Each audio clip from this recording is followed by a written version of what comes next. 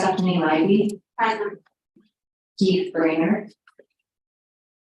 Marcia Dutch. Present. Christopher Gonzalez. Present.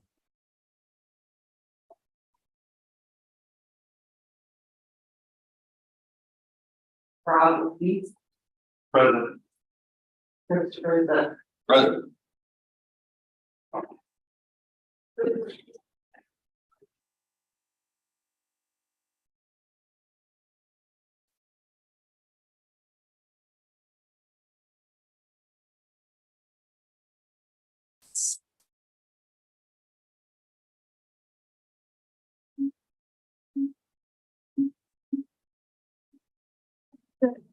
Audio rights. Thank you.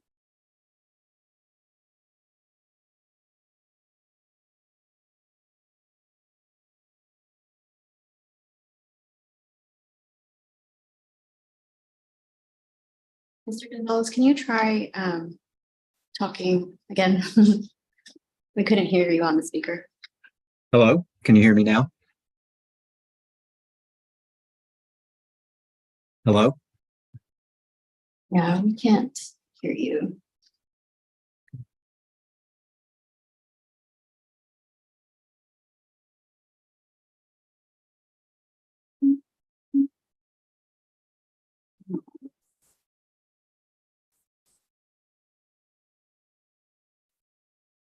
Can you try another type of? Sure. Okay. Oh, okay, so thank you. Can you hear me now?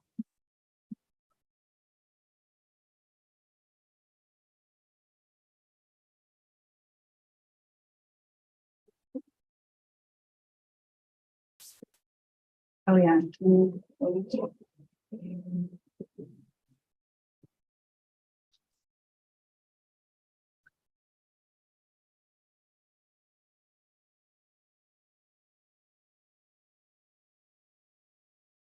Okay, can we try again? I'm sorry. Hello, can you hear me? No. I believe my computer no. So just mute it over here right now. No, it's unmuted. I'm going to mute it now. So just I can see that. Do a test on the speaker microphone. Just three up. And just make sure it's on our end is fine, and then we can see if it's on his end. Just go up a little. He's saying, "Close that one." Sound on our end, so much. It's on here.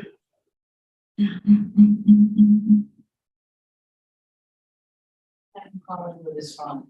Yeah, Yeah, because that's what's worrying me. We can't hear him. I'll try from my phone. Oh, we can hear you now. Oh, okay, I was gonna dial in from my phone, but okay, sounds good. Apologies, I'm not sure what happened. Well,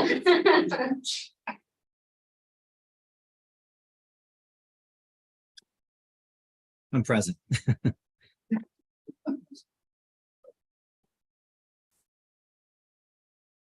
Thank you. Moving on to administrative matters, at this time, I'll entertain a motion to suspend the reading of the minutes from the December 8th, 2022 board meeting. so moved. Second. A motion has been made by Mr. Zook and seconded by Ms. Dash to suspend the reading of minutes and approve as circulated. Is there any discussions from the board or any corrections to be made to the minutes as circulated?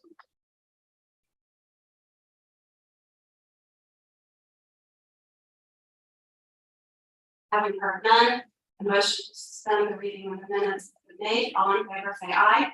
Aye. All right, Opposed, say nay. The ayes have it, the minutes will not be read and will be approved as circulated. At this time, we'll elect the vice chair of the board for year 2023. Even though he's absent today, the board, the chair would like to recognize Vice Chair Brader for his continued dedicated service as vice chair to the Pension Review Board. At this time, the chair will call for nominations for the position of vice chair for year 2023. I would nominate Keith Brainerd. Any additional nominations? With no more additional nominations, the nominations are closed. Any discussion from the board? The nomination for vice chair is for Mr. Brainerd to continue serving in the role. All those in favor of electing Mr. Brainerd, say aye. Aye. All opposed, nay. The ayes have it. Mr. Brainerd is elected as vice chair for 2023. Related to our committee assignments, we still do have one vacancy on our board, waiting gubernatorial appointment. So at this time, committee assignments will stay as currently assigned. When we get our new board member, we'll consider individual assignments at that time. Next on our agenda is public comment. We do ask members of the public to limit any public comments to 3 minutes. We have one person who's pre-registered to provide comments, Mr. Eric Stewart, president of the Professional Firefighters Association of Midland, and he registered to provide his comment via Zoom. I don't know if we have Mr. Stewart on Zoom at this time. I am here. Can you hear me? Can you turn it up, please?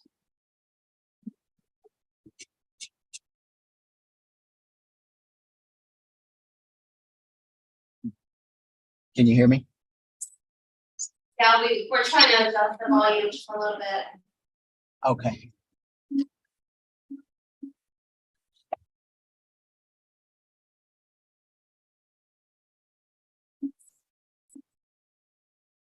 That's it.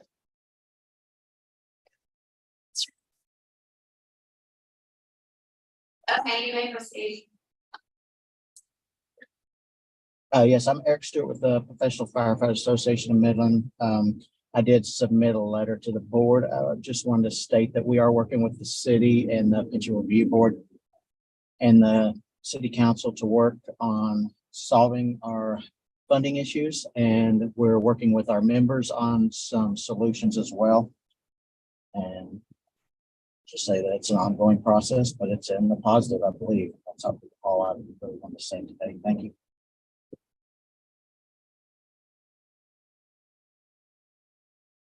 Thank you. Okay, do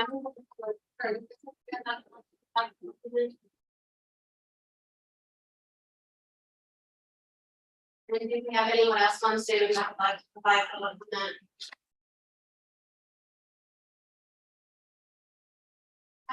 At this time, we'll close public comment. Our next agenda item is an update on the intensive review of Midland Firemen's Relief and Retirement Fund. As you all are aware, after the public release of the forensic and governance audit earlier this year, which were completed in response to the 2021 intensive review conducted by PRB, the board requested that representatives from Midland Firemen's Relief and Retirement Fund and the city of Midland attend this meeting to provide public comment. For this public comment, we ask that they focus on providing 3 things. 1, a high-level summary of the findings and recommendations of both the forensic and governance audits. 2, a progress report on the status of the fund and changes that have been made so far in response to the PRB intensive review and the forensic and governance audits. And 3, plan future goals and timelines along with other relevant updates. At this time, we will call representatives from the city of Midland and Midland Fire together.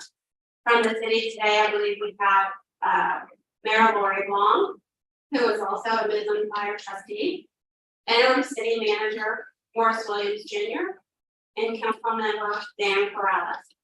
From Midland Fire, the chair will call Matt Marshall, chairman of the board, chairman of the fund, Justin Graham, vice chair, and James Martin, and secretary treasurer. Each person will have up to 10 minutes, 5 minutes chair remarks, and the board is encouraged to ask any questions that may come up during this presentation. Welcome. I'll turn it over to you all to present. I guess we'll go from the city first, and then we'll go from the fund. Okay, well, I'm Lori Long, Mayor of the City of Midland, and we're thankful to be here and have an opportunity to talk about our progress We have made quite a bit of progress in the last 6 months. Can you, the turn on mic? That's great. There we go. Is that better? Thank you. I just wanted to say thank you for allowing us to be here, and we're excited to share the progress that we've made. We've received the reviews from the forensic audit, from the governance audit, and from the actuarial review. We also have representatives from the actuary here that are available to answer specific questions that we may not be able to answer. But essentially, from the city standpoint, we view this as an opportunity to restart some good practices. The forensic audit did not find any evidence of malfeasance. There were things that were concerning in terms of investment returns, and which we all knew and anticipated, but there was no finding of malfeasance or anything like that. The governance audit identified multiple different policy and governance structural issues that we need to address. And so we have formed a policy committee that I think Matt Marshall will talk more about, Chairman Marshall. And then we have also begun to put some measures in place to address those policy concerns and restructure some investments. But I think the primary and most important thing that we've done is bring on the actuary on a long-term basis to advise us. But we've also gone out for an RFP and selected a firm that can provide long-term investment advice and counsel to us in restructuring some of these governance and policy issues that were identified by the government audit. And so while none of those are material changes to the bottom line of our fund, they are critical and strategic in our ability to move forward and progress and correcting concerns that we all share about the fund. And so those are the main issues. Eric Stewart referenced a vote that will be taking place in July of the active firefighters to be able to reevaluate our overtime practices and how those are calculated, and then also the top 60 months to do those in consecutive fashion rather than cherry picking essentially. And so those two measures do move the needle significantly from an actuarial perspective. And those will be the first two attempts that we've made in the last 6 months to actually change the funding structure and actuarial perspective of. So that kind of concludes what I plan to say. I'm happy to answer questions or pass it off to others. Can you provide a little bit more insight into the vote that's going to occur next month and what exactly it is that they're voting on, if it's a vote to actually change the process or if it's kind of a straw poll vote? I'd like to give that to you, Matt Marshall. Okay, so it will be a vote to change the plan document to eliminate overtime from being calculated as a benefit, and then also to move from, like the mayor said, from the high 60 months of your entire career to a consecutive 60 months, which reduces the unfunded liability by a significant amount. It's still not the total amount that we need to get to where we can even form a funding policy yet, but we're starting to work with the city, trying to get to that process so that we can work out all the funding issues that we have. Did that answer?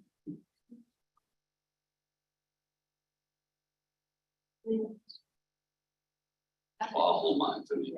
Okay. Additionally, what I'd like to say more sweet is Junior interim city manager from afar, this fund, this board has really worked hard. The fruits of their labor isn't really showing yet, but I will tell you that we're miles ahead of where we were the last time we were in Austin. They have put a great foot forward in making the progress. They've addressed the investment issues with getting to where they're getting ready to hire an investment consultant. The governance issues, a lot of that stuff has been taken into account and is being addressed. Some of it has been addressed already and is still being addressed. They are moving the needle as far as we're concerned from the city. I can really see a lot of work from the last time we were with you guys, and I feel confident we're heading in the right direction at this point. So I just wanted to add that. Another item of note from our perspective is that we have 100% participation from the city council in some of these conversations, just from the perspective of direct communication with different members of the board and different members of the fire department. That has not been the case historically.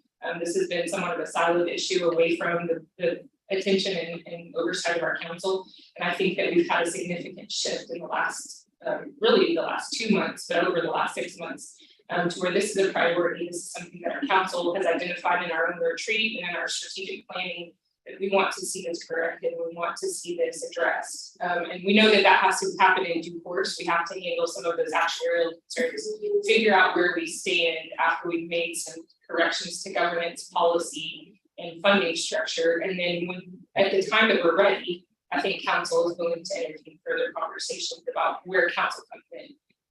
So I just want you to be aware that we see this as a holistic community solution, not as an issue that 7 people on the board need to solve.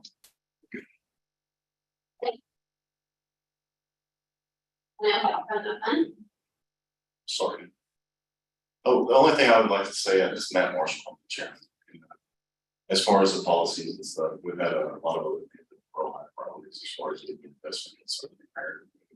We didn't have a right job. Quite a few of the things that we kind of saw as priorities are all getting taken care of, right, taken care of. So the policy part is part of the next big issue that tackle all of that.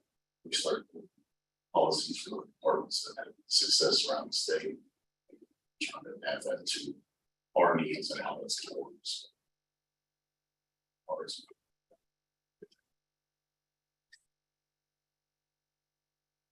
Questions? First of all, I want to commend all of you for tackling this head on. Really easy to just kind of kick a can down the road, and that's been done plenty. So thank you all for stepping up and stepping into the gap. And Mayor, having been through the restructuring of Houston, I know what a hornet's nest it is. Thank you for stepping right in front of it, because that leadership matters a whole lot. So because I will pick up a lot from the press conference. So first practical question is, you mentioned the selection of consultants. Has that been finalized yet and announced, or is it still in the process? We've finalized the selection of who it will be. We're negotiating a contract at this point. Okay. Hope to have that person on July 3rd. How do you feel about the process? Has it gone the way you wanted to? Did you get ample people willing to step up and do that RFP? I guess don't need to know too much specifics, but how many different people made proposals?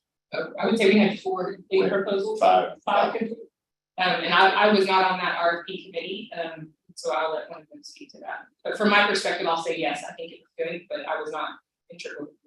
Yes, so Midland's never gone out for an RFP before, so the whole process was new to everybody, and it was a difficult process, but I think it went well. We had good turnout and a lot of good candidates within forward, so gave us proposals. And I think that when the selection was made, it was clear who the choice was. So Well, obviously, we look forward to hearing about it once the ink is dry, so to speak. But that, as we've talked about the last couple of years, is probably the number one thing that can help get this pointed in the right direction. Governance, the policy, all of that will help a great deal, and it's critical to the process. But being able to improve the investment performance is going to be the difference between it being much more of a burden on the taxpayer. So, and on obviously the members. So we really, really want to see that consultant not only be high quality, but also be allowed to do the job.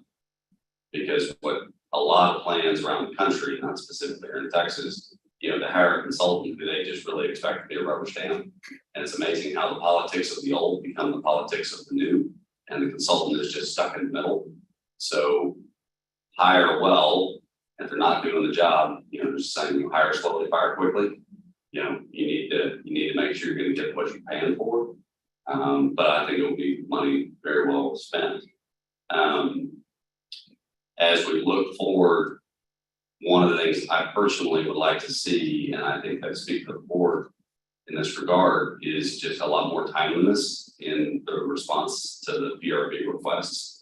And candidly, that's probably what created as much anxiety for everybody in this situation. It was not that the performance was not great, because it wasn't great, but it's that we couldn't get what we needed to be able to know why and to be able to track and monitor. So, we are here as a group, our board and obviously all the staff, they want y'all to win. So let us help you in any way that we can, because we are here for that purpose. It's not to just be looking over your shoulder, it's to actually be in the trenches and we see a lot of stuff from a lot of different plans. We can help if you let us. We appreciate that. Chairman, the one thing that I still have concerns about, and I am so relieved to see all of you, and I think you've made tremendous progress. So as an actuary, I'm thrilled that we're finally moving down the road. But you have a big anvil still hanging out there for, what is it, September 1, 2025, when you have an FSRP due. And so, I know you have a vote with your members and for these first two plan changes, but the heavy work is still ahead of you. This is a great start, but there's gonna be a heavy lift to get to an FSRP in 2 years. And so, from the communication with the members, so that they understand, so that the city council understands from a contribution standpoint, that there's a lot more work to be done here to get to that FSRP in September of 2025. Just don't want anybody to miss this, but I think you've done a good job about making people aware of what the deficit is that is on. You're 50% funded, you have $100 million of unfunded liability. That's got to come from somewhere. So I wish you all the luck, all the Godspeed to get to that FSRP. So that was just my thought. Sure. I actually meant to ask this question. This is much for you, Mayor. Obviously, there's been good press, editorial, and then the press conference, et cetera. How much is the business community involved and engaged in what's going on here at this point? Are they slightly involved? Or are they, obviously, the city council being involved is really helpful, but are they engaged in helping? So at the press conference, Bobby Burns, former Mayor Bobby Burns, is also the chair of our Chamber of Commerce. So he was there to win confidence from that perspective. He is already named a hire that he has made, Evan Thomas, who is coming from August Fluger, our congressman's office. And so they're both going to be working together with us to move some of these conversations forward in the business community. We also have the Permian Strategic Partnership in Midland, which is a collection of oil and gas companies that really represent the largest companies in our community and the drivers of our economy. Their executive director, Tracy Bill, he and I have had extensive conversations about this. She has reviewed the documents and is very familiar with that. And I've spoken with several of the board members as well. And so I would say that, yes, they are aware. I think that the unanimous comments that I've gotten from all of those people have been, we want to see what you can do to work with the actuary to fix things directly with your fund and its funding structure first, and then we want to come in and have conversations after that. But I think that we've been given our marching orders from you guys, but also from our community to say, work with professionals and see what are the levers that need to be pulled to fix this actuarially, and then we'll come back and have a conversation about any things else. That was probably the biggest difference of getting something done in Houston and not. Was that because when it came time to have to go to the voters to get something done, business community was supportive, not opposition. And so engaging them from the early part would be really helpful. And because I have a lot of relationships there, if I can be helpful, let me know. One thing I would ask of you guys to give me your feedback on, I've considered putting together a task force of community members to be able to be an ancillary body in our community to sort of communicate things out and provide that extra layer.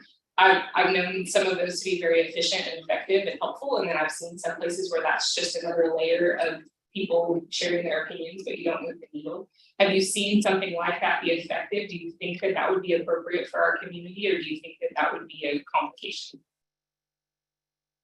I can address that. I'll speak on what my perception is knowing Midland pretty well. I think it's probably a personal opinion is maybe a little bit early. Okay. Have a plan, then go out and start talking to people about why that is the plan, get their feedback on the plan, figure out what we don't know yet, because we don't know exactly what the solution is going to need to be. Then rally those troops together, get everybody from the political side, the business side, the community side, and obviously from the plan and from the members, and get them all in the same room, get them to agree and go out with in a perfect world, a completely unified front, then it becomes pretty easy from there. Most of the people, when they're actually asked to do something, they just want to know that it's been well thought out and there's actually a permanent solution, not a temporary solution. No band-aids. No band-aids. How has hiring been going on? Are you fully staffed? Is the fire department staffed? Is there a growth plan? Are you able to hire? Are you, these men and women pay an awful lot into this fund. And I just want to be sure that you got a good plan for your hiring. Yes, ma'am. We are, I think we're at this point 10 down. We've overhired in some cases for a couple of reasons. To ensure that we have those recruits coming out of fire school, but also it helps in taking care of the fund as well. But we've had pretty good success with that. We're doing some, I think she just spoke about in the press conference, as a matter of fact, he spoke about lateral transfers that we have coming in. So we're doing pretty good there. We're not, by percentage base, we're looking really good on the hiring side. And as you said in the press conference, he identified that we're 10 short today, but he has identified lateral hires to overhire beyond that 10, so that if we do have turnover, we've got some wiggle room. So the goal among council, the goal among city staff is that we keep that staffing at capacity or even slightly above, so that we don't have overtime issues.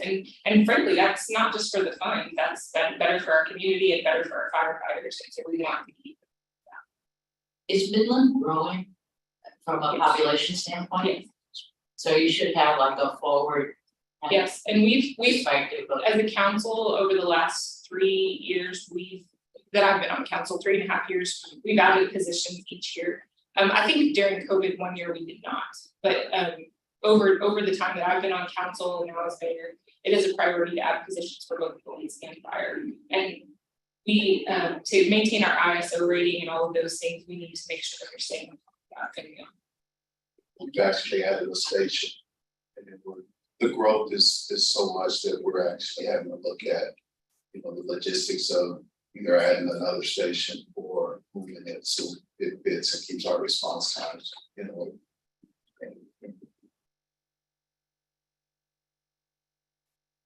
Madam Chair, Yes, I have a comment and a question. okay. Thank you all for being here. I'm very delighted to hear a positive report from Midland. And I think you guys are certainly taking a step in the right direction. I echo the comments of my fellow board members. I think it's going to be a long road. I think there's certainly serious planning that needs to go into thought to make sure you get there.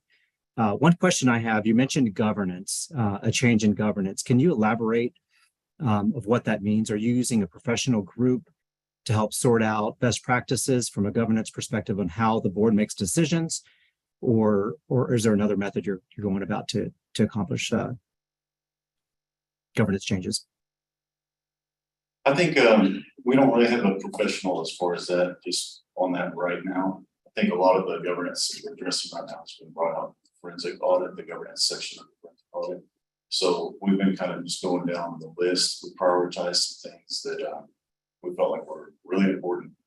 And we're trying to just go down the list, check those things off. A lot of it's communication issues, just following the proper channels, trying to make sure we're doing those things correctly. I think that's kind of where we're at. We're using that governance audit pretty heavily, trying to identify the issues that we've got and working to get to better practices as far as that goes.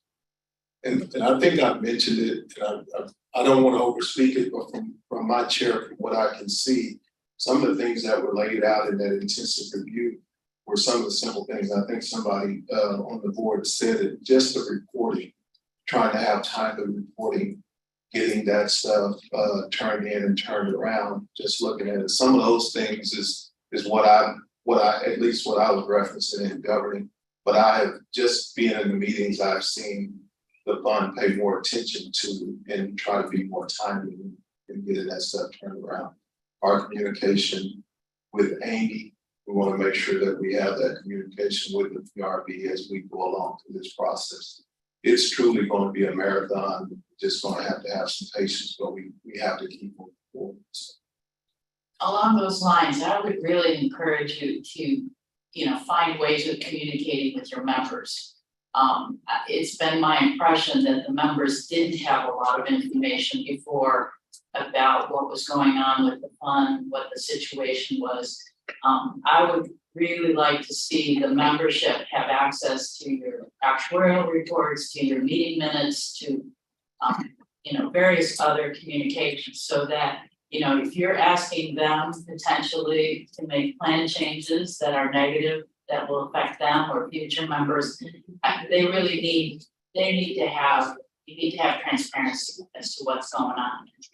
And again, I don't exactly know what you're doing right now, but my impression was that it was not as transparent as it should be. And I would like to speak to that, really to commend Matt Marshall and Justin Graham and James Martin. They have worked really diligently to get out in front of the fire department. They've hosted meetings at each of the different fire stations and coordinated with the fire chief to make sure that they've explained a lot of these things well, put together PowerPoint presentations and gone out of their way to educate specifically on these two issues that they're going to be voting on, but more than that, to on the broader condition of the fund. And so I think they're to be commended for that. They've also taken steps on their website to put each of these reviews out there. So that it's on the pension fund's website. It's also on the City of Midland website, so that you can read the full actuarial review and the full reports for both forensic and governance audits. Great. So we feel like we agree with you, and we feel like it's really important to get that out there, and they've worked really hard to do that. Thank you.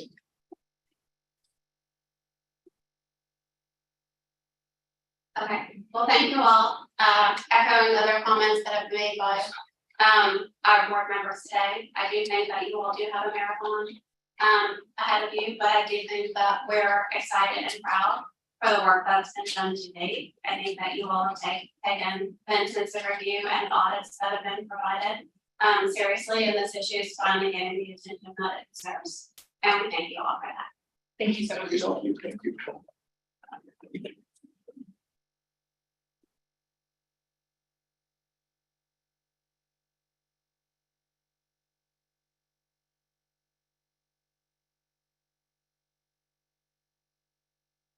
Next on our agenda, we'll move to a report from the actuarial committee.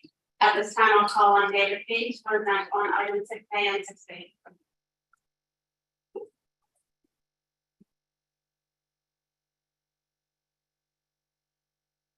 David Page, step back 30 years, and I have submitted a report and 60 and something. The report will start with the changes in December board meeting, the updates for the systems.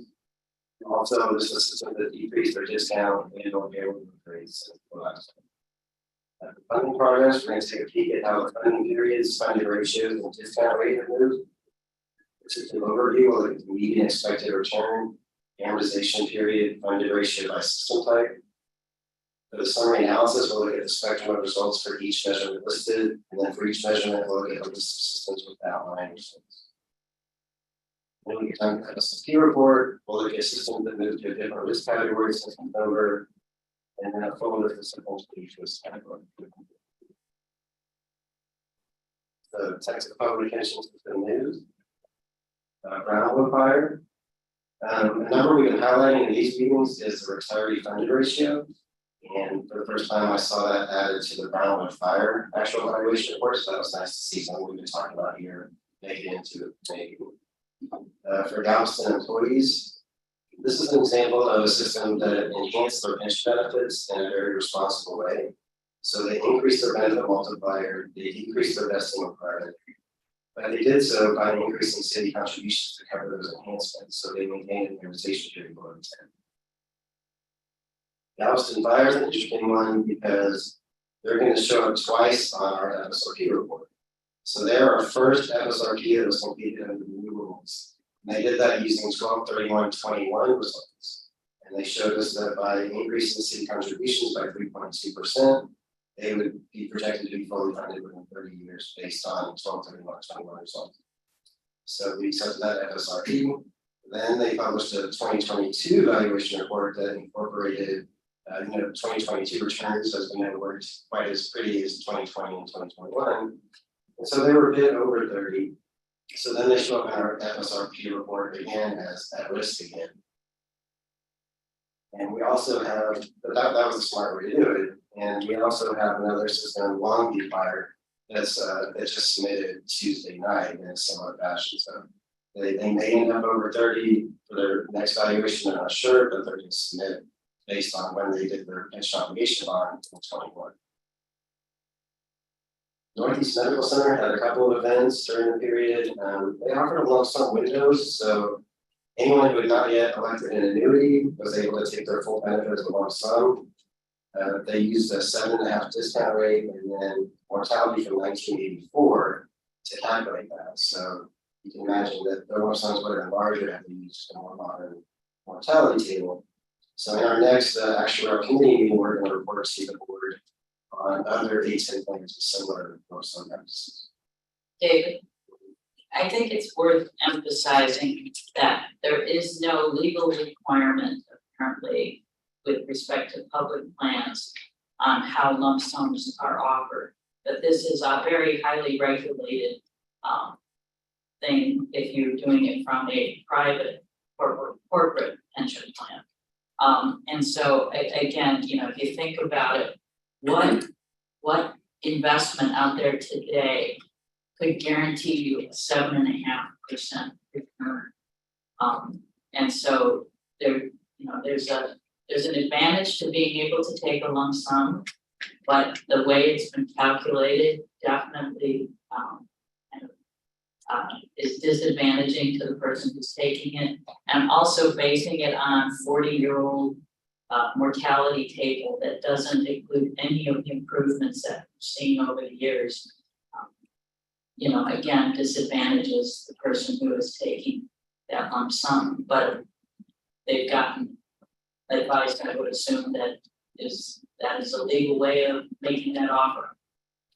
Yes, a corporate plan, that they have to use tables published by the IRS, so published every year, or updated every year.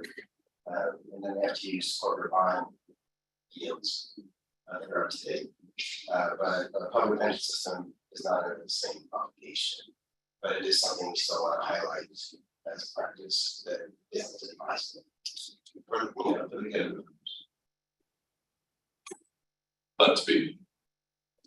But to be clear, make sure I understand, if they did not take that lump sum, then based on the next bullet, everybody's going to get an annuity as a new recruit. Is that my understanding correct? Yes, so there will be it was just a one-time window and it was optional. But yes, come June 2020, come this month, they have purchased annuities from the insurance company. And so everyone who's not yet receiving an annuity, or everyone who's already receiving annuities, will now get payments from the insurance company. I believe starting September 1st. And so basically it drops off our radar screen completely. Yes. So around September 1st, once they've completely paid out all their assets, then we will send them a letter. So yeah. Thank you. And so that makes sense. When interest rates were low, we saw pension obligation bonds, things taking advantage of low interest rates. Now they're much higher, so we're going to see things like purchasing annuities take advantage of high interest rates. It'd be nice to see actually, some other systems would be advisable that's getting that purchase. Delta Fire, they increased their contributions from 26% of pay to 28% of pay. That brought their amortization period down to 29 and the 2023 valuation report that we just received. So since we just received that right before publishing these documents, we did reflect that in our FSRP listing, but if you look at our AC listing, it's still showing 2022. Waxahachie Fire. They're another system that's been enhancing pension benefits in a responsible way. So they had lowered pension benefits many years ago, and they've been clawing them back every couple of years, on our way trying to get back to where they were.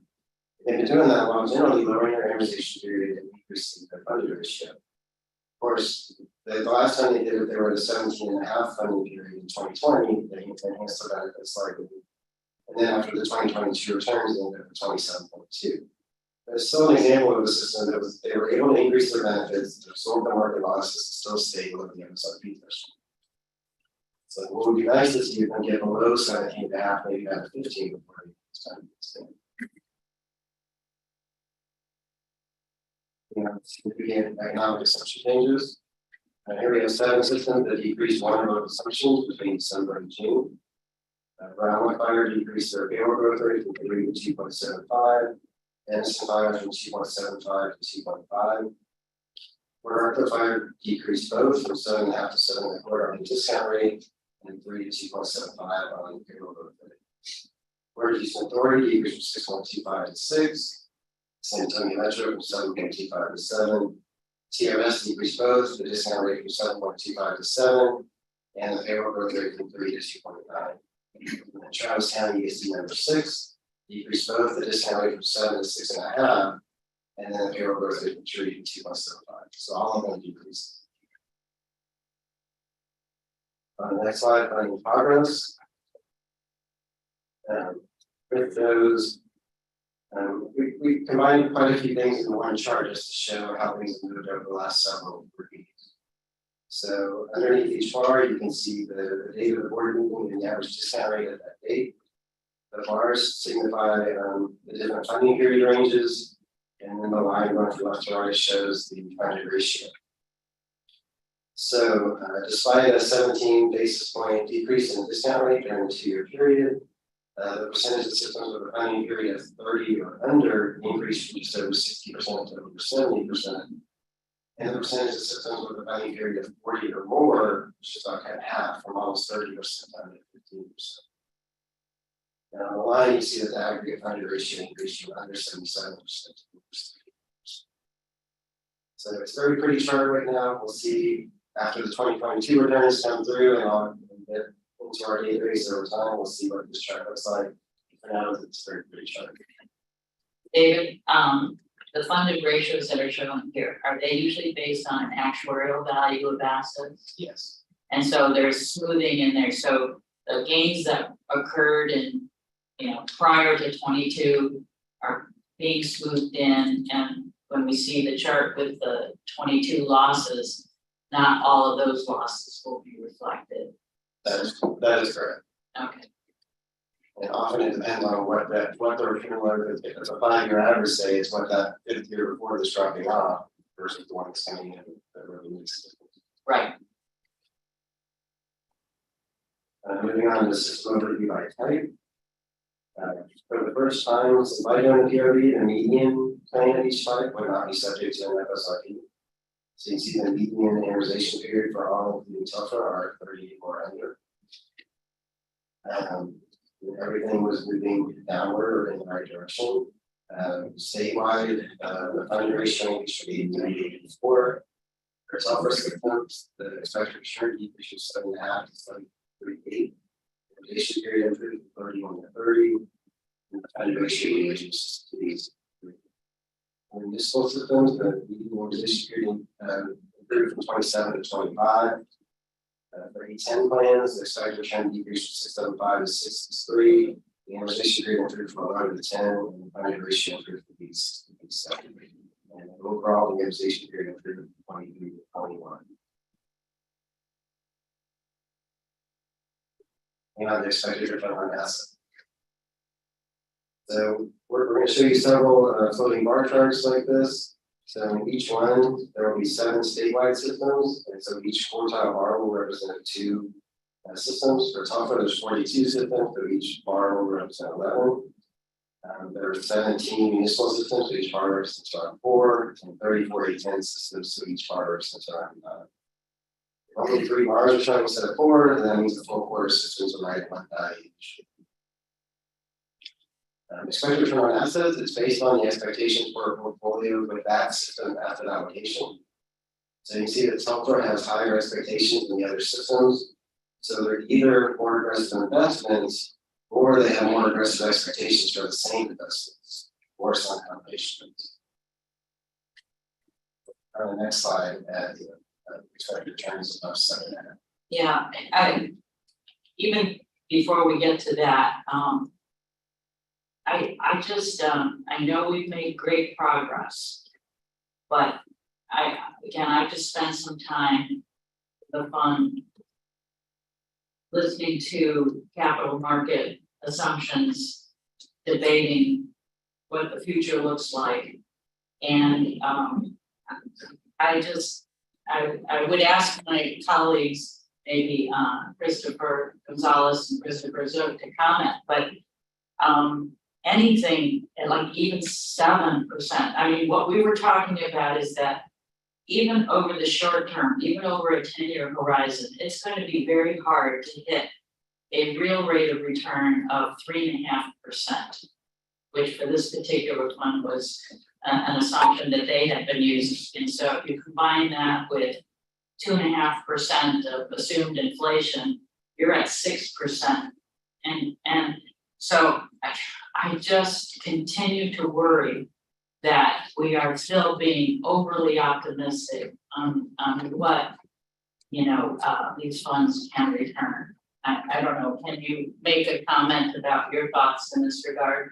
I completely support and agree with your statement. We talked about it at almost every board meeting in the last several years, but aggressive assumptions just lead to effectively surprises that are almost always negative later.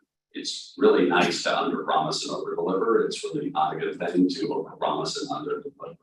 And most of the Telford plans on average are positioning themselves to be able to under deliver, and it's going to create problems that cities or sponsors are going to have to fix, or that people are going to have to eat the benefit cuts that come with that. So I think we actually have some charts here in a couple of pages that will illustrate that a little bit. So we're going to table it and come back then. Okay. So this next slide shows 7 Telford systems and 3 systems on Paso that have discount rates above 7.5. We'll expect most of these to come down over time. They're either already aggressive compared to most expectations, or they'll likely need to reallocate to more conservative investments as the plan matures. 2 notable ones on this slide are Stillwater Fire, which is our only system at 8% or above, and Big Spring Fire, we're going to see again on another slide because they're also aggressive on payroll.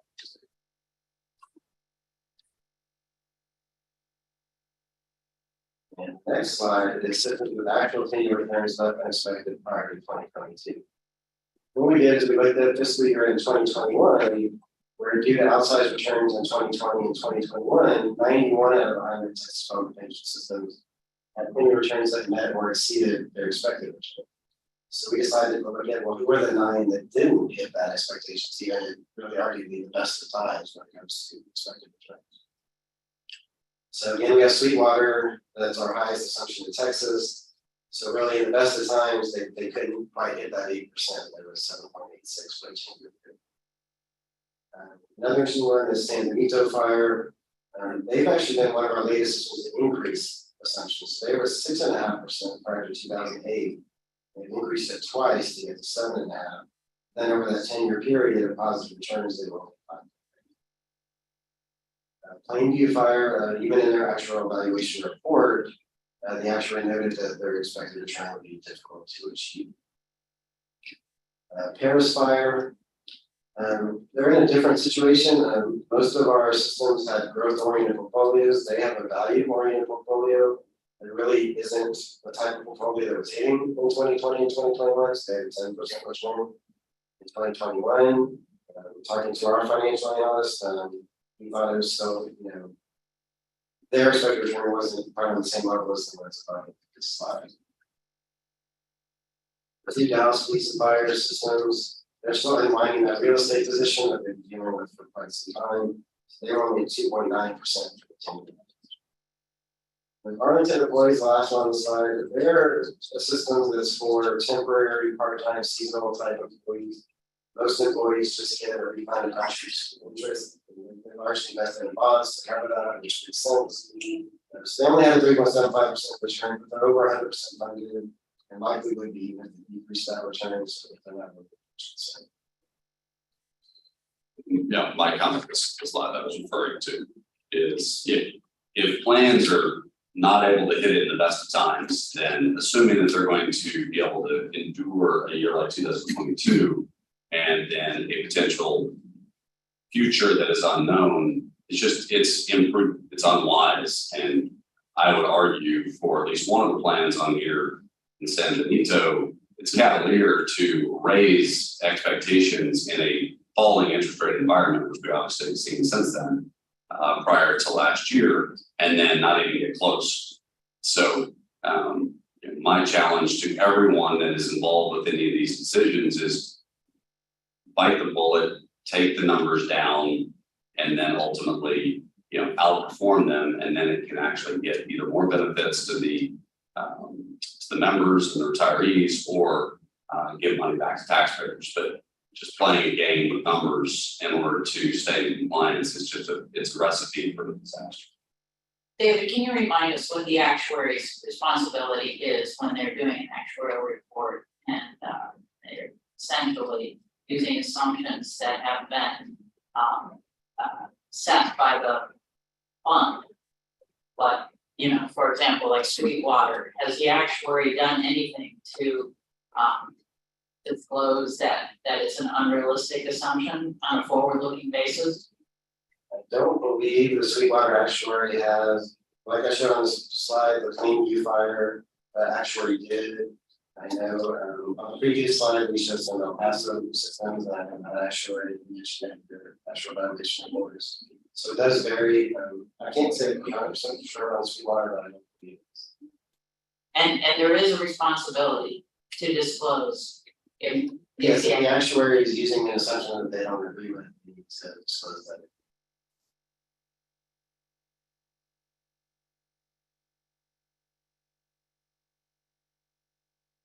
Slide 11, now we're going to expected payroll growth rate. So the higher the expected payroll growth rate, the lower the calculated amortization period. So you can see that telco systems have a much higher expected payroll growth rates than the municipal systems. So when you think about it, telco funds represent rural and suburban areas, municipal systems represent urban areas. So the question is, does it make sense for these smaller towns that have expected growth rates higher than the larger towns? In some cases, yes. An example would be Conroe. It absolutely makes sense to assume Conroe will grow faster than the surrounding area. There are other cases, like Big Spring that we just talked about, where it's much harder to justify. And we're going to get some on the next slide. So these are systems with actual 10-year payroll growth rates that miss expectations by more than 100%. So there's too many ways to support a payroll growth assumption without experience to match. One would be if the city is growing, which would mean that you would expect the fire department and police force to grow with that growing city. Or two, if the payroll growth rate is no higher than inflation, because if the city is not growing but it's maintaining a stable set of firefighters, you would still expect the payroll growth rate to be around inflation. So on the inflation side, Atlanta Fire, Corsicana Fire, Texarkana Fire, their payroll growth rates were all equal to their inflation rate.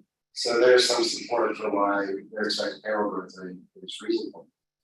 On the city payroll growth side, Austin and Houston are both growing cities.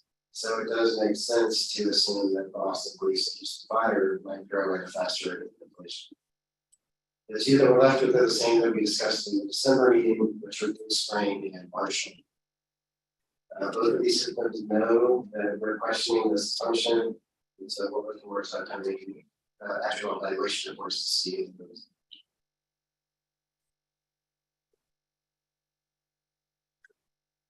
Next, we'll look at amortization period. So you can see that on the right, starting from right to left, A10 systems, every single A10 system is under the expected threshold of 30. For municipal systems, there's a quarter of the systems that are over 30. For telco, there's a quarter that are over about 37. And then we have a couple of statewide that are, we'll look at the ones that are over 50 on the next slide. Here we have 11 systems with amortization periods over 50, just down from 14 in the October meeting. And the expectation is that Ecos, JRS, possibly Beaumont, Longview, and Atlanta will come off this list soon, and that would be the city systems. So Ecos and JRS at the top, we'll talk about it later, but House Bill 1 gave them quite a bit of appropriation, so we're expecting. Beaumont Farms, our understanding that they introduced a new tier with increased contributions, but I don't have. Longview Fire, they issued a potential obligation bond and they submitted their FSLP, which is based on the 27.5 position you after that. Atlanta Fire told us they were at around 40 after their city increased contributions. And we did have 3 that dropped off the list. That's Conroe Fire, Galveston Fire.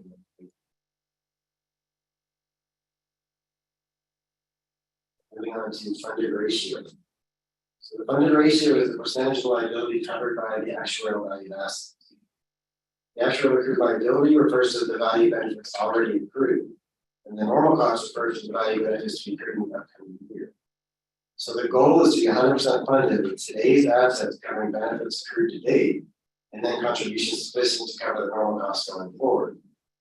So with that in mind, when you look at some of these systems that are only 50% funded, they're in a very different areas position. Where's on the next slide? So the systems on this slide have a total funded ratio under 50%, or retiree funded ratio under 100%. And national methods call for the member liabilities to be 100% funded the moment they retire. So you fund as a percentage of pay while they are being paid. So any amount not funded by the time that they retire falls on taxpayers and active members after. As a reminder, if the retiree funded ratio shown is under 100%, that means the active funded ratio is 0%. Meaning there's really no assets supporting the current members. While many of these systems have lowered their amortization periods, they may not see improvement until they start to close the amortization period. So as an example, Abilene Fire at the bottom of the slide, they were selected for intensive review. They've had an amortization period of 30 for around 20 years, but the funded ratio has decreased consistently over that time. So they basically have been following an open 30-year amortization policy. But at the average discount rates and payroll growth rates that we use, you have to be probably in the 17 to 18 range for the amortization period before you'd be expected to have the unfunded liability decrease the following year. And anything over that, the way a 30-year amortization period works, when you have a payroll growth rate, is you're assuming the unfunded liability is going to increase for the first many years. And then as that payroll grows and grows and grows over those last half of the years, that's when you're really expecting to go down. But if you never let yourself get to that amortization period of 15, then you're never getting to that point where you're actually decreasing the liability. So if you stay at 30, you're not going to see the unfunded liability pretty good. David, before you go on, Odessa. I know that we've had Odessa come before the PRB to discuss their situation. And I think when they were here, they talked about how they were rapidly growing and that they were, really on a path to improvement, but it's not showing up here. I would, Madam Chair, I would suggest that maybe for the future board meeting, maybe not the next board meeting, but a later one, that we revisit the study that Odessa provided to us and take a look at whether or not what they had promised is coming to fruition, or whether or not there are other changes that need to be done. And again, I haven't gone back to that study to recall what it was, but the intention was that they were so rapidly growing their firefighter force, that contributions would be streaming in to really improve the funded status. And I'm looking at this and I'm just not sure that that's happened, but I would like to revisit it. They are definitely paying attention because they increased the city contributions from 26% to 28% pay, which brought them off of our at-risk list for the FSIP. But they're one of these cases where they have started definitely increasing their contributions, but we haven't gotten to see yet whether they're going to get to a lower amortization period. Yeah, I think when you have a funded ratio of 36%, a 2% increase in contributions isn't gonna add much to the situation. And even if they had fantastic investment returns, when you're only 36%, you're not building on a big enough base to really make a difference. It's a precarious position. The other thing that I'm remembering about Odessa is, aren't they a situation where they have that 13 check COLA option, and wasn't there some discussion that the actuary was going to at least disclose how they took that 13 check into account in the valuation? Yes, so after the 2022 valuation report came out, we questioned whether the 13 benefit check was being valued, and they came back and said it wasn't. And we suggested they either value it going forward or at least disclose that they're not valuing the 13 benefit check. 13 benefit check for Odessa, it comes into play when they reach 20-year amortization period. Once they reach that, then the retirees get an extra check once again. And so they came back and said that they would value that 13 benefit check going forward, starting with the 2023 valuation. We did receive it and didn't see any disclosure or mention of 13 benefit check being valued or not being valued. So we have sent them an email questioning that, and we have a response. What did you say that their amortization period is under 40? It's 29. It does blow my mind a little bit. How could they have a 29-year amortization period when they're only 36% funded? There's something, and that's why I'm thinking about the projection of future pay, that they're taking into account, a forecast of hires that haven't happened yet. So I have some concerns here. We can ask them about that. My understanding is that they're using a 3% payroll growth rate with no adjustments to it, but we can definitely make sure of that. You have 28% from the city, and then another, I can't remember how much the members are getting, but it would be something now. So over 40% total. Yeah. I think the report on Odessa was while Kenny was here, before your time. And so I can go back into my notes and see when that report was presented to the board, because it was after I joined the board. I know that I was on the board when it was presented. I believe it was 2019.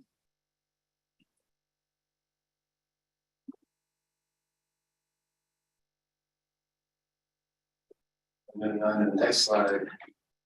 Looking on this slide, they're slightly in a better position than the previous slides. So their total funded ratio is at least greater than 50%, while the retired funded ratio is still under 100%, same as the previous slide. The active funded ratio is 0%. There were two added to the list, one was Federal Center and Egos, but they're also the same two that we expect to be able to drop off this list. So that's pretty necessary. Moving on to stipends with fund exhaustion year. So based on current contribution levels, the assets for these systems are projected to be depleted prior to paying off promised benefits. There was quite a bit of movement on this slide. Dart employees was added to the list. Conroe Fire, Dallas employees, Northeast Medical. So we do a legislative update. Ecos and JRS through Hospital One both have their complete unfunded liability and their normal cost paid for. So they will definitely come off this list once we get to the audit reports. JRS 2 through SB 1245 changed their cash balance formula for future judges. So the employer portion of normal costs decreased from over 17% to under 4%. We do have a few other notable systems. Longview Fire is still on this list because we don't have an audit report showing it, but obviously after the pension obligation bond, they will expect it to come. Capital MTA was the interesting one. They actually pay an actually determined contribution, and Mr. Vernon and I actually called them to ask, what was going on with this fund exhaustion year. And it turned out the funding policy didn't cover administrative expenses. So the actuary was just reflecting that over time that was going to catch up eventually. And so by the time we called them, they'd already decided to make that change. DART is another one that would be worth a call, but we're showing 2099 as the placeholder. We did show 2054 in their review report, but we based this chart off of the audit reports, and it should be disclosed in the audit report. It's another one that capital MTA like they don't look quite so poorly funded that we expected that assumption. Moving on to employer normal costs. So the normal costs, the percent of pay would take from data hire to data retirement to fund a member's retirement. So here we're showing the employer portion. So the total normal cost is 16%. The members paying 12%, we're showing that net 4% as the employer portion. So the bulk of systems are between 4 and 10%.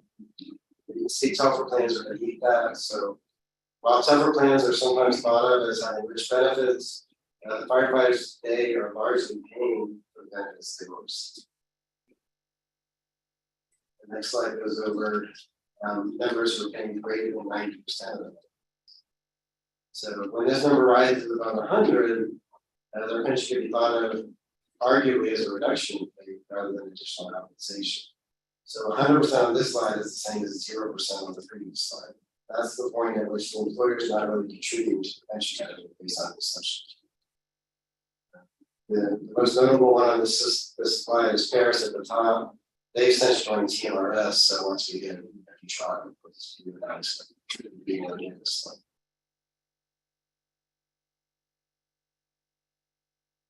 Slide is employer percent of recommended contribution. This is another one where for the first time since I joined the PRB, the median of each type is at or above 100. And at or above 100, that's for no FSRP would be required. Because recommended contribution is always either 30 which. So the next slide shows employers contributing less than 80% of the recommended contribution. There was a lot of movement on this. So ERS, Galveston Fire, Irving Fire, Marshall Fire, Orange Fire, Sweetwater Fire, and University Park were all removed from this report. Brownwood Fire, Dallas Police Fire, Livermore. So when employer contribution is a flat percentage payable, it can end up much less than the actual return contribution. But as I said, there was a lot of movement on this, so we expect a lot more. So ECOS and JRS, we already talked about, possibly Beaumont, Longview we talked about. We're also going to talk about legislation for Austin Police, which will also bring them off this list, and then fires. Now we'll move on to item 6B, FSRP. So these are the FSRP status changes. Again, Galveston Fire is on here twice. They're at the top because we removed them from systems that need to submit an FSRP. But we added them to systems at risk because they were at 30.9 as of 12/31/20. We also had 2 systems added to the list of required to submit an FSRP. That's Brownwood Fire and Dallas Police Fire. And these 2 systems, as well as every other system that's subject to the 30-year FSRP, they've all been made aware by the PRB. They all know that they need to do this by September 1st, 2020. And again, a testifier that we talked about, they're showing a 29-year imposition period, so we got a legislative update on this slide. So Austin ERS is listed as a system at risk, but SB 1444 provided legislation that puts them at a 30-year closed imposition period, so they should never appear on this again. Dallas Police and Fire went the other direction. They're subject to an FSRP, but HB 4034 actually increased their funding period by another 2 years. So the next slide, these are all our systems immediately subject to a 30-year FSRP. Longview, we expect to come off again.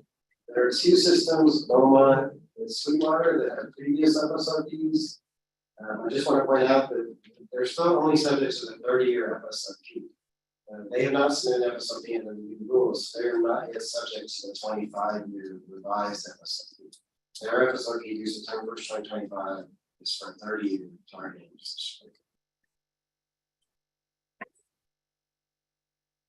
Slide 26, we only have 3 systems currently at risk. So these systems have one actual evaluation report with an over 30 interpretation period since the new rules. Gauss supplier is the new addition. They would have to have over 30 as of 12/31/23 and again at 12/31/24 before they would trigger another FSRP. But if they meet the corridor requirements, even if they did trigger another FSRP, it wouldn't be the 25-year version. And obviously, optimal is now on this. The next slide. These systems were all above the current threshold, but below the previous threshold on their latest actual evaluation report. So they haven't submitted evaluation reports yet under the rules. If they remain above 30 in the 2022 evaluation reports, then they'll be good to that.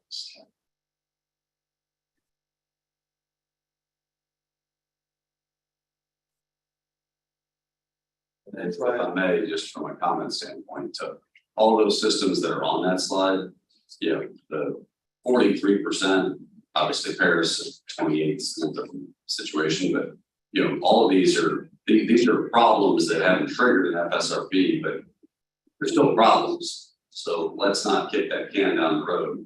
As long as you can, I would tackle it now while it's easier to tackle. Yes, let me show that funded ratio because if you're over 30 with under 65%, I can trigger.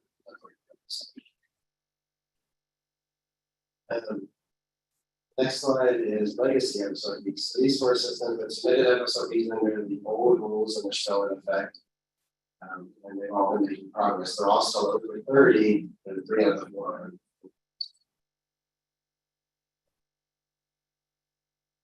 And lastly, these are systems that previously completed the FSRP requirement. We added Gauss and Fire to this list. But other than that, it's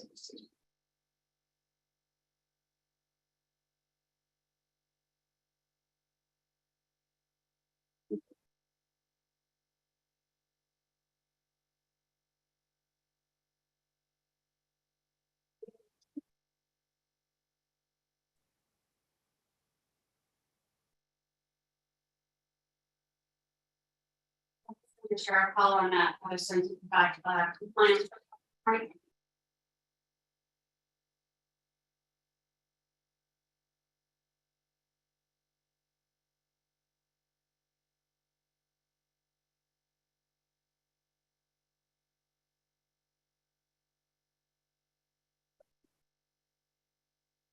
Morning, members. My name is Matt Featherston. I'm a financial analyst at Texas Commissioner Board. I'm here today to present on agenda item 6C, reporting compliance. I'll take you through a few slides, but feel free to stop and get questions from the presentation. Board compliance is based on annual reports that include annual financial reports, membership reports, investment returns, and assumption reports. Since the last board meeting, we have entered the 2022 reporting period. Highlighted dates for the next upcoming report, 2 dates, consistent non-compliance.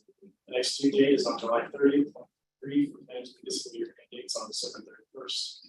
The next 60-day non-compliance is July 1st in 2023 for plans for fiscal year and dates on September 30th. And we're due on April 29th this year. Additionally, the total assets is over 377. First table show total compliance numbers from the city compared to the last board meeting, December 8th, 2022. Total number of compliant plans has improved since the last board meeting.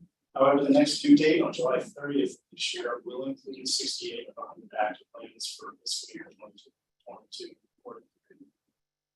The next table, you can see the breakdown of compliant reports. The annual financial audit report and the annual membership report are the highest 7 in each non-compliant. The investment returns and assumption report has been 6 months.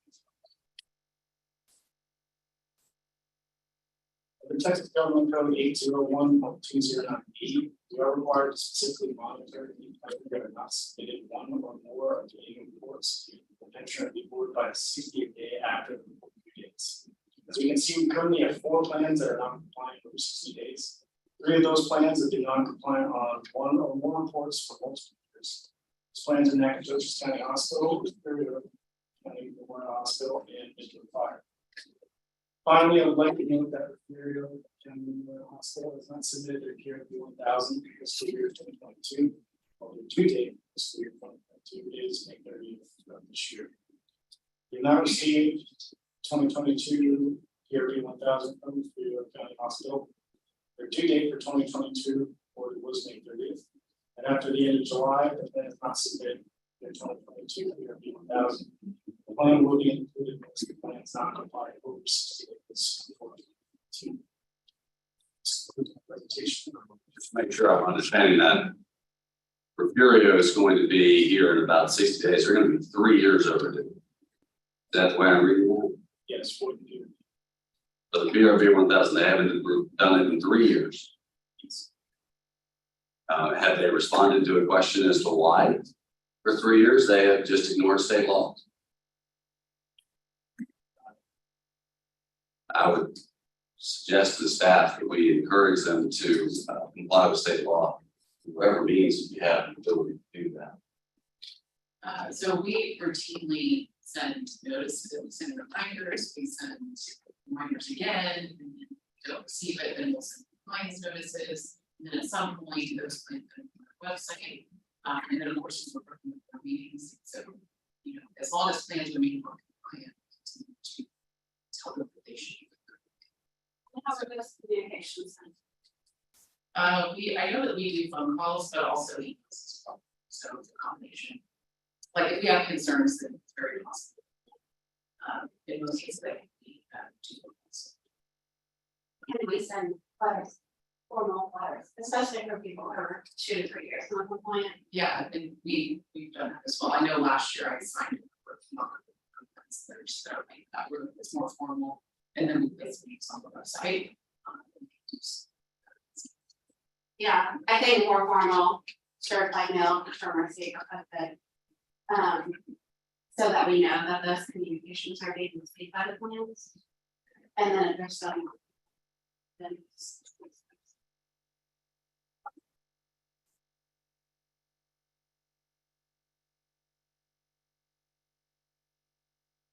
Thank you.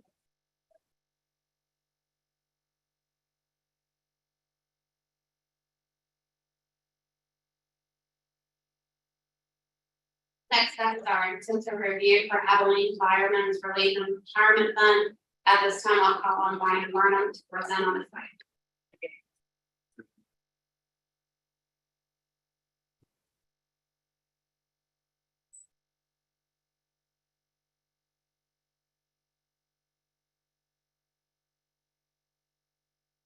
Morning board, I am Brian Burnham, the Analytical Services Manager for the Pension Review Board. And I'd like to give you an update on the current intensive review of the Abilene Firemen's Relief and Retirement Fund that the Pension Review Board is currently undergoing. I'll start off with a bit of a background. Every intensive review starts with staff looking at our key metrics spreadsheet to identify the possible retirement systems for an intensive review.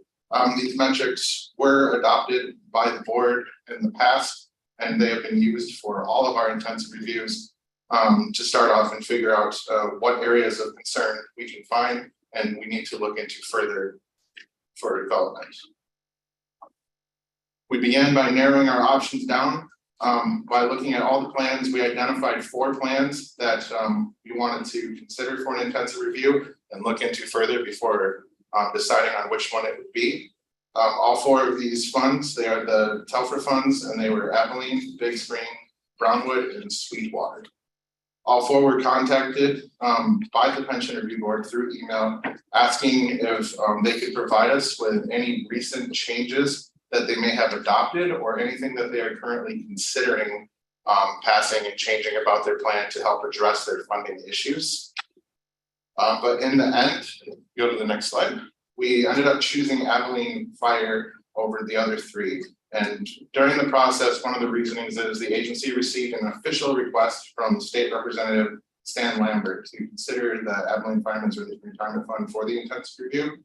That is the first time a state representative has ever asked us to look into a plan. We have had requests from the city to look into a plan before, but this is the first time the state representative has gotten involved in the process.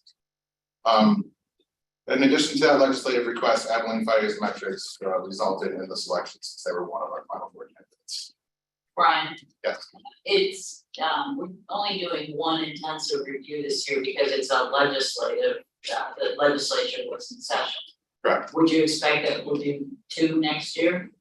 I believe that is the plan, that we could be moving back to doing 2 moving forward, as long as timing allows us to. Okay. In the next slide, we can look at, I want to focus on the key metrics for Abilene Fire. As you can see, it's color coded, and the orange and reddish shade are the metrics that got basically like of areas of concern and of areas of note that stood out for the pension plan.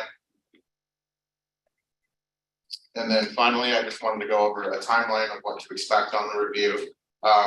So back in April, that's when the staff notified the city, the system, and their legislative representative, both from the House and the Senate, of the intensive review and the selection of Abilene Fire. We've recently met with the system and the city in June to discuss our initial findings and to kind of like have a back and forth feedback with them.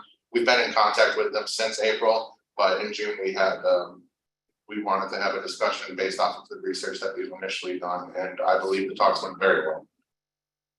We expect to have a draft to the system in the city by at least early September.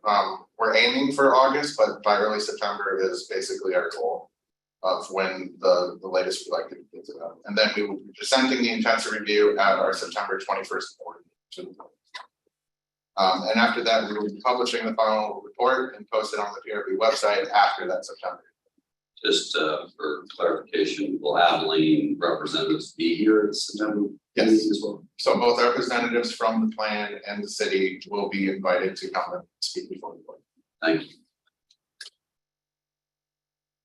Quick question on timing, just to make sure, providing the draft for comment in early September.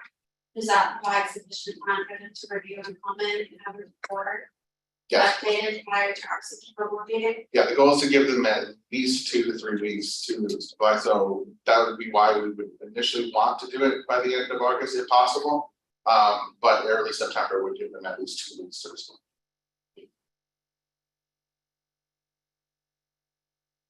Any other questions? Okay, thank you, Ryan.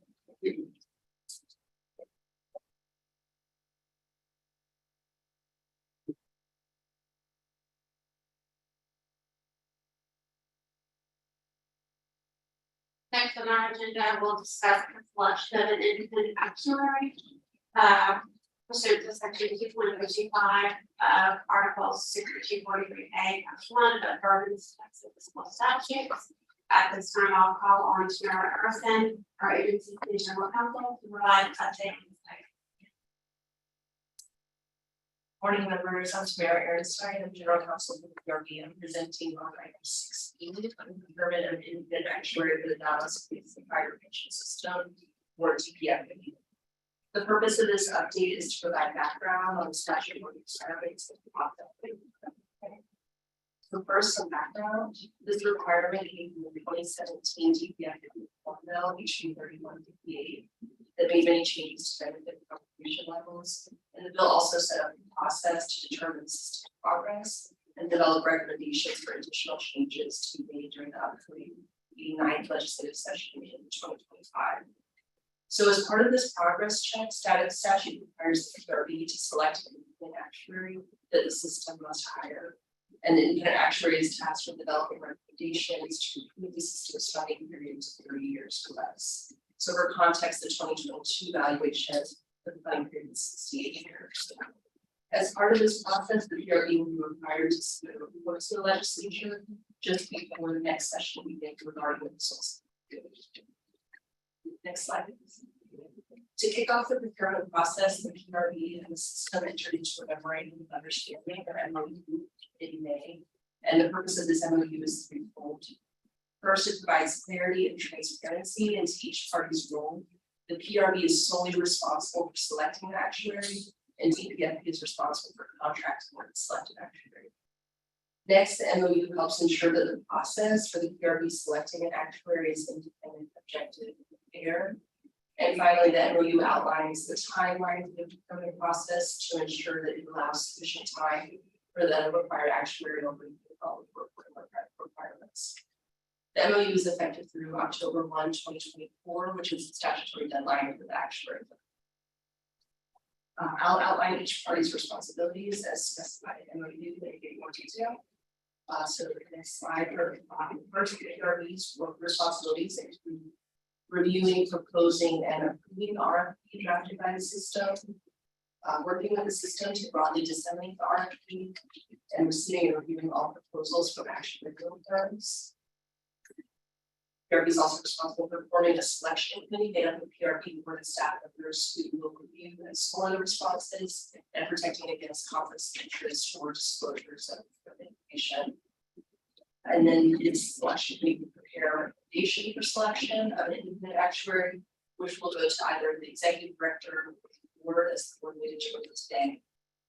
I'll also point out that while the PRB's only statutory obligation is to select the actuary and to complete the required report, the MOU does specifically authorize the PRB to request updates and presentations along the way. So I'll allow them to stay engaged in the process.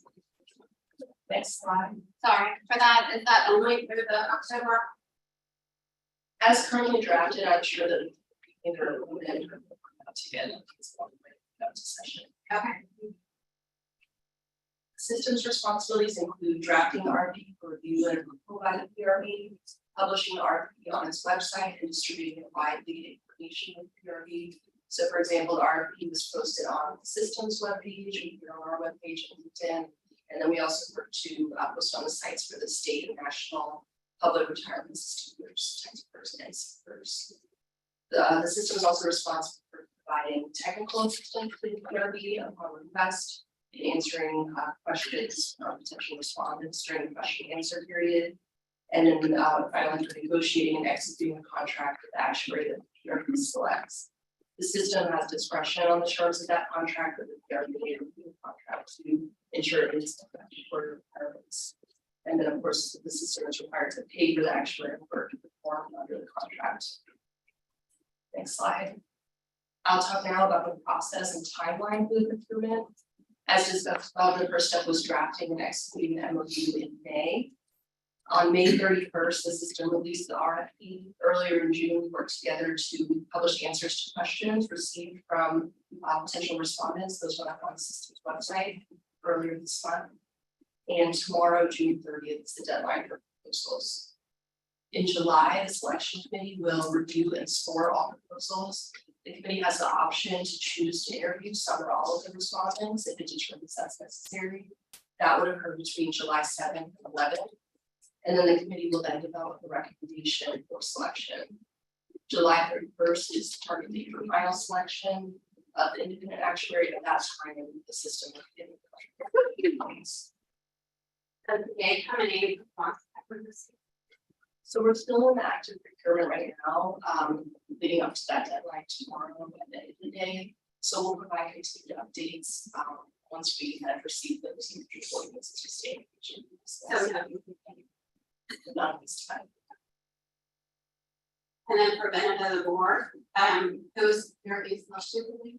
The selection committee is Marcia, David, and Reiner. Right, and I will move now to the work to be performed by the independent actuary. Statute requires the actuary to prepare an analysis based on the system's most recent actuarial evaluation.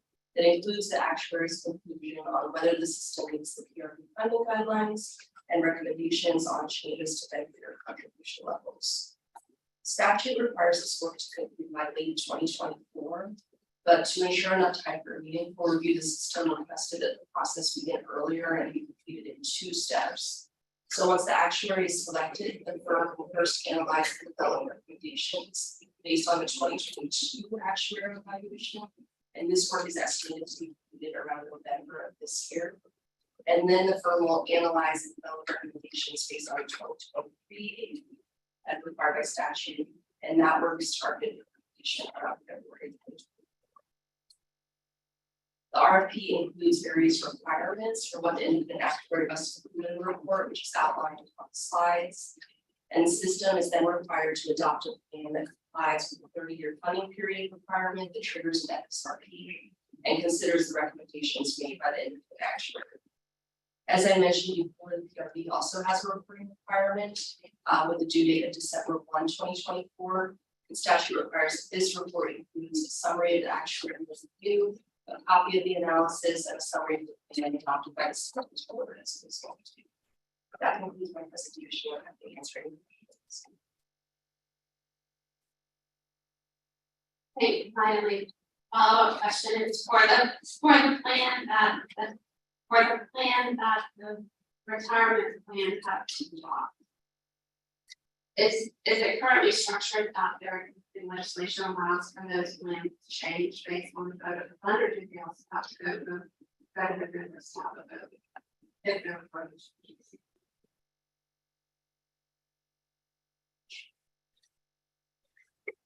So I believe the process laid out in the statute requires that the funds forward about that.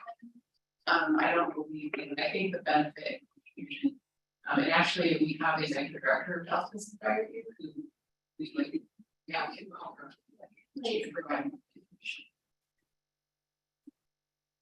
But my understanding is that benefit and contribution levels have to be through legislation and rather than in that report. Good morning. I'm Kelly Gotcha, the Executive Director of Dallas Police and Fire Pension System. There is no ability for the members to vote to make changes in the benefits or the contributions. However, the board does have some discretion, and it's kind of in three pieces. The legislature can change obviously everything, and the trying to it's off the top of my head, but the to increase the members' contribution rate or lower their benefits, that could be done by, of course, the legislature or a vote of both the city council and our board. And then to go the other way to increase benefits, there's other requirements, but I believe that one actually has to have legislative approval. But the members can't do any changes on their own. But also, I guess their consent or a vote of members is not required. It's for not, changes. I'm sorry, it's not even a provision in the statute anymore. There's no member voting or anything. Okay. So then the plan that the board has to adopt, I mean, I guess the last bullet on this bullet point, right? The Dallas Police and Fire Plan is about the plan that falls below that FFRP. To the extent that that has any reductions, I guess either contributions or benefits, that would be subject to both the plan vote and a city council vote. I actually think our board can, the way the statute's written, the board can make that one change. Okay. Based on the independent actuary's recommendation. Okay, thank you.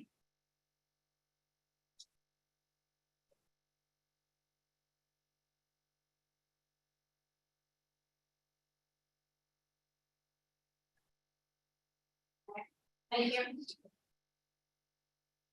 We'll move on next to our next agenda item, which is the legislative. I'm sorry. Moving too fast. I do have a motion related to the selection of his actuary.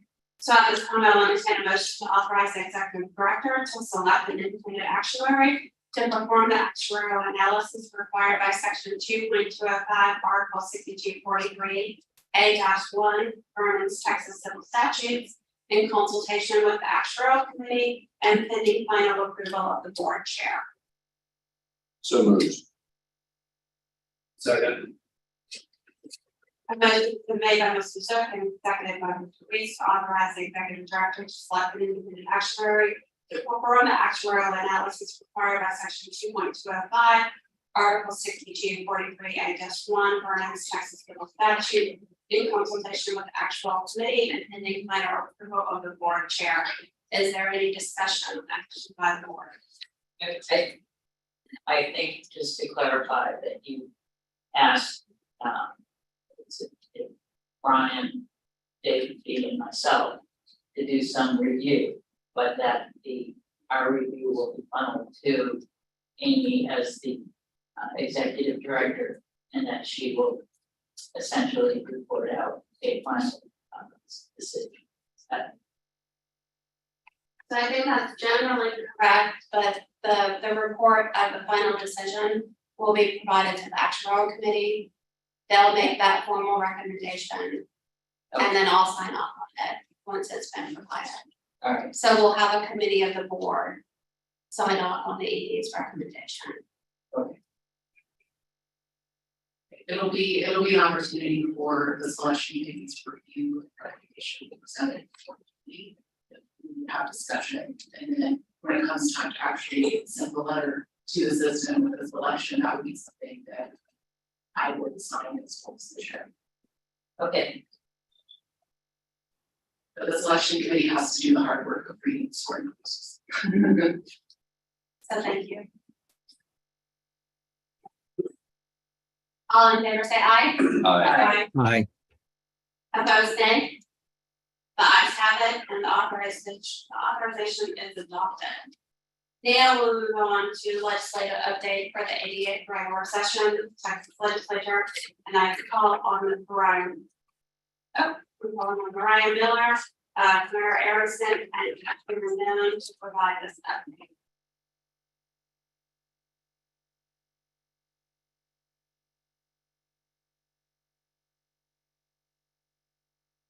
Good morning, members. My name is Mariah Miller. During the legislative session, the agency is tasked with providing actuarial impact statements to the legislature on bills affecting funding of public retirement systems, as well as providing fiscal notes for any bills that may carry costs for our agency directly. Additionally, the agency tracks and summarizes all pension bills. In this presentation, I will review some of the major pension bills that came to pass. Next slide, please. Overall, our agency tracked 136 pension bills and published a tracking report multiple times a week, including one final overall report at the end of session. This report is located on the legislative page of our website. Of those 136 bills, only 20 pension bills passed this session, and our agency completed a record number of 66 actuarial impact statements, along with 3 additional fiscal notes. This is more actual impact statements than we've had in previous sessions as well. Next slide, please. Oh, never mind. In your board packets, we provided summaries of the past pension bills, and there were a few that we wanted to note specifically during this presentation. 2 major bills affecting TRS included Senator Huffman's SB 10 and Representative Bonin's HJR2. SB 10 authorized a one-time supplemental payment to certain annuitants and an additional one-time COLA contingent on the passage of HJR2. This COLA would be scheduled to go into effect on in January 2024. HJR2 proposed a constitutional amendment that would allow the legislature to provide COLAs to TRS retirees, and this amendment will be up for vote in November. Next slide. 2 major bills affecting ERS include Representative Frigg's HB 1393 and Senator Huffman's SB 30. HB 1393 creates an actuarially neutral service retirement annuity option for ERS members. The benefit would initially be smaller and reduced, however, it would increase annually. This would allow for a COLA to be functionally built in, without having an actual impact on the system. SB 30 provided additional supplemental appropriations, including a $165,600,000 legacy payment and an additional $900 million appropriation from the General Revenue Fund for ERS. These additional appropriations are significant because it reduces ERS's amortization period by 4 years. Next slide. As Mr. B noted earlier, LECOS and JRS2 both received additional funding to pay off their unfunded liability in HB1, which was this year's General Appropriations Act. JRS2 was also affected by Senator Huffman's SB 1245, which created a cash balance tier for new JRS2 members starting in September. Next slide. Several local systems had bills this year as well. Representative Julie Johnson had a bill that made changes to Dallas Police and Fire pension systems benefits, specifically 4034 HB 4034 changed the multiplier for death and disability benefits that would be paid to certain surviving spouses, as well as overall increase the benefits for those who die in the line of duty. Senator Menendez, SB 1207, made clarifying and technical changes to the system statute and also increased the death benefit received by surviving beneficiaries. You may recall last fall that the City of Austin Employee Retirement System provided a presentation on the proposed changes to their statute, which included contribution and benefit changes, board composition changes, risk sharing, and approval for COLAs or additional payments. Senators Zaffarini and Eckhart's SB 1444 actualized those changes. Next slide, please. If you have any question on these bills or any of the pension bills, I would be happy to answer them. Otherwise, I will turn over the mic to Ms. Ehrenstein to discuss important non-pension bills that affect our agency.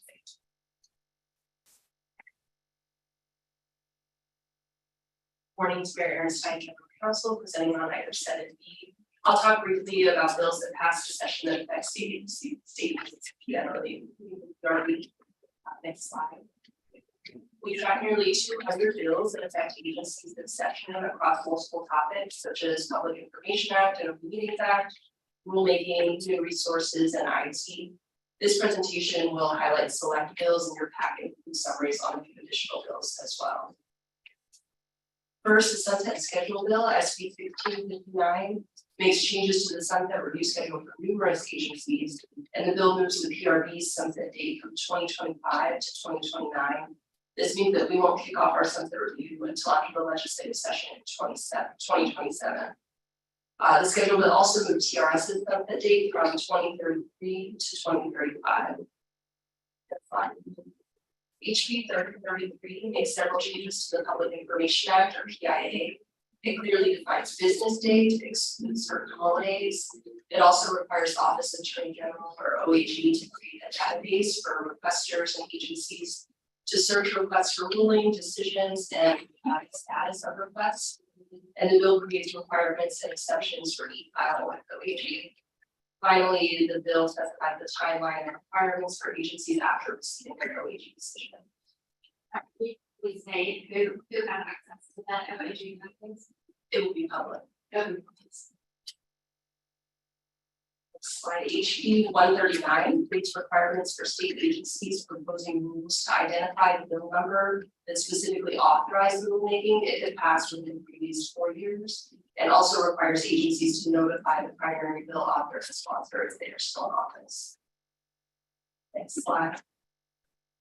SB 222 creates paid family leave for state employees with 40 days of paid leave for the birth of a child and 20 days for the birth of the child by the employee's spouse, surrogate, or for adoption of the child. SB 1376 expands the current veteran employment preference for state agencies to include military preference for spouses of active members of the armed forces or National Guard and spouses of veterans with certain total disability ratings. Next slide. Finally, SB 1893 prohibits use of certain social media applications such as TikTok on state-owned devices. And the bill also authorizes the governor to add other apps to the list and requires state agencies to develop a policy on use prohibitions. This is similar to a recent executive order that we previously implemented, but it will likely require some updating once we receive a model policy that the Department of Information Resources and Department of Public Safety are going to develop as required by the bill. That concludes my presentation. I'm happy to answer any questions.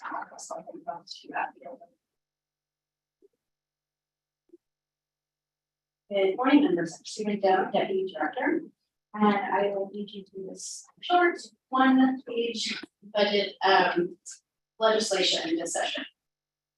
So as you recall, last year we submitted our legislative appropriations request of 2 exceptional items. First was regarding staff salaries, to provide cost of living and merit increases to our staff. And second, the board requested an increase in authorization and funding for the executive branch. This session, the House and Senate had very different versions of the budget, but simply put, the final budget for House Bill 1 did fully fund our requests. The second bill we watched concerning budget was Senate Bill 30, which was the supplemental appropriations bill. as you, if you recall, you requested an extension of the money that the 87th legislature appropriated for our 2 IT projects. Senate Bill 30 this session did provide that extension, so we are able to continue using that money to complete those projects, which I will get into more detail on my next session. I'm happy to answer questions. Any questions from the board? Okay. We'll move on to the next agenda item, which is an update on the IP project.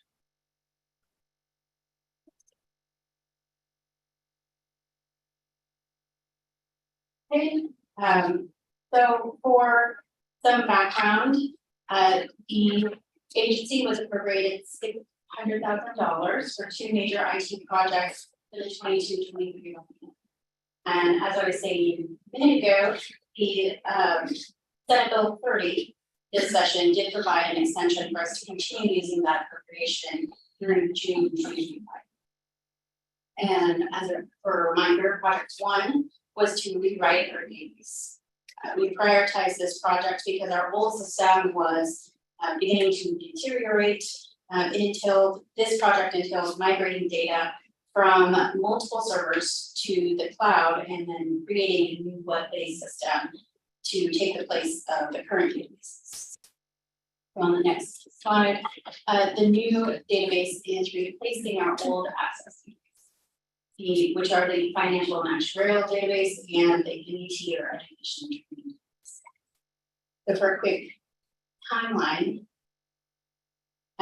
we began planning in 2021 to outline the requirements. We hired a programmer contractor last summer, and we meet with him twice weekly to monitor his progress. So I'm happy to say that this project is on schedule to be completed this summer, on time and on budget. On the next slide, I wanted to highlight the new features. So there are a lot of good things. We are in a development and testing phase right now, but we've seen workflow improvements already, which help us save time when entering data.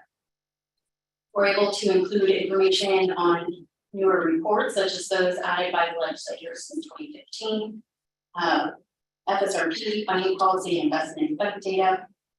And by combining the education database with the actual and financial database, we're kind of getting rid of overlapping and duplicate screens, again, providing for more efficient use of staff time. For example, the PRB 150 form, that's the registration form for NET. If there's any change in the board, we even updated email addresses or things like that.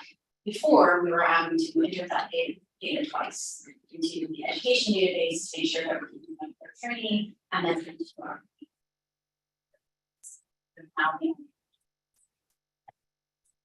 we're also solving some problems we had using the old education database, including features that stopped working. So for example of that, common requesting systems to get their current compliance status update of their trustees. And right now, staff would have to go into the access database, look up the plan, go through the member list, and manually compile that information. The new database is literally a push button. So very easy. If there are no questions, I can move into the next project. I have a question. As we come up to the timing for the database to come online, what systems are in place for kind of troubleshooting, fixing bugs, other things associated with the new technology? Sure. Right now, we are working very closely with our programmers. So the way that it is set up is we have kind of a offline development database, and so once he makes an update, he'll push it to that, and it's not affecting any of our data, but we'll test it there and then in there, and so we're doing that testing along the way, and we do come upon any kind of hiccups or anything like that, so it's not working, we'll just start it now. Please say something. Okay.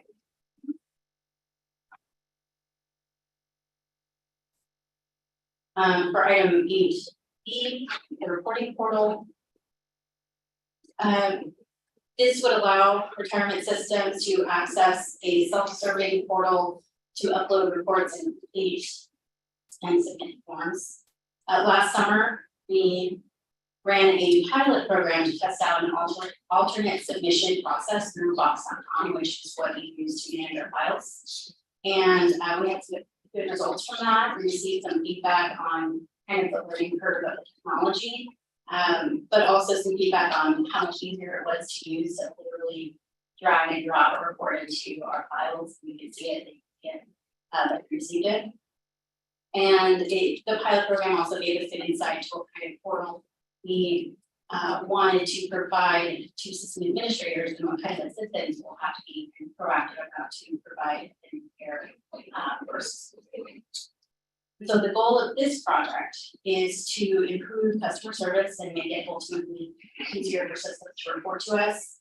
To streamline the submission process, right now we're relying on emails and not to go into junk or spam and not, bounce back, things like that. To allow users to view our correspondence, so that's another thing that we want to put into that portal. Sometimes systems will ask for another copy of something that we send, and this would allow that to just kind of go there.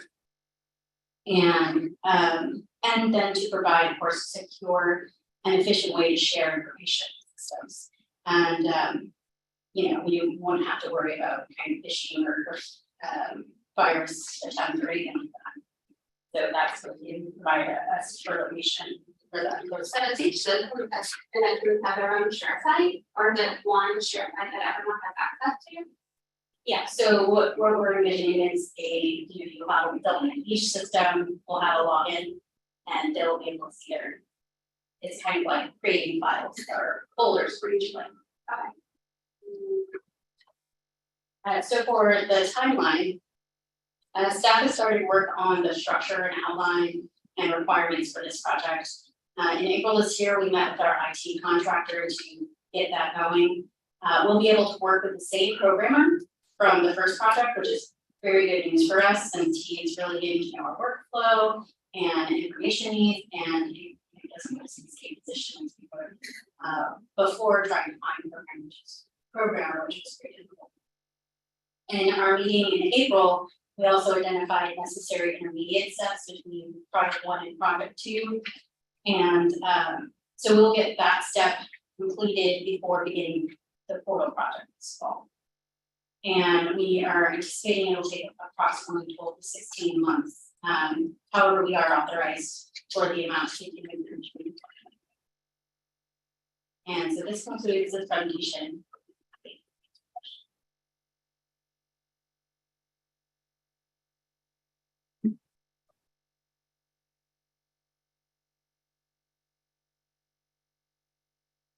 Item consent agenda will take out the executive director's report. I'll call on Andy for donuts to provide that report. I do want to note that in the report that we will not be taking any action on item 9B, which is the approval of the upcoming 2024 operating budget until after we have the executive session. Thank you, Madam Chair. Good morning, members. Good morning. I'm Amy Cardone, the Executive Director of PRB. And I have item 9 on the agenda. I'll cover 3 main areas. One is an update of FY 2023 operating budget. I have a rather extensive staff update as well. And lastly, I'll have an update on some upcoming industry conferences. Next slide, please.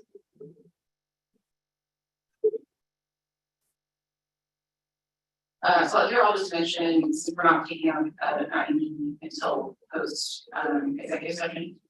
This is one of the updated FY 23 operating budgets. No anomalies to report. We're on track to finish the year. Next slide, please. Okay, so this is the rather sensitive staff update. So first, I regret to inform the board that our policy analyst Madeline Sherman will be departing the agency after about 2.5 years since she's moving out of state next month. Madeline started at the agency in early 2021 and immediately dove into analyzing complex pension bills and other legislative session duties. She did much of the same work this session as well. She helped spearheaded the PRB efforts to implement reforms to the FSRP and funding policy laws passed in 2021, including leading a major rulemaking last year, making multiple educational presentations, as well as developing internal procedures this year. Madeline has made numerous other contributions to the agency and to the state, serving as our editor-in-chief for major reports, including our intensive reviews, helping with our social media copy, and preparing and sending our weekly news slips. And she's also been in charge of the style guide, anything to make sure we have consistency in our reports. Madeline, thank you for your contributions to the PRB and to the state of Texas overall. Your efforts will have a lasting impact. We're certainly sorry to see you go, but wish you all the best in your future endeavors. Thank you.